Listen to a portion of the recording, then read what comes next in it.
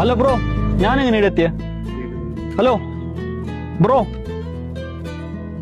Bro, നീ ഇങ്ങോട്ട് വാ. ബ്രോ, അന്നെ ചങ്ങായിമാർ ആരും മൈൻഡ് ആക്കുന്നില്ല. നീ ഇന്നലെ രാത്രി മരിച്ചിനിടാ. രാവിലെ കബറെടുക്കല്ല കഴിഞ്ഞിന്. നിന്നെ എനിക്കല്ലാണ്ട് വേറെ ആൾക്ക് കാണല. ഞാൻ മരിച്ചിനാ? എപ്പോ?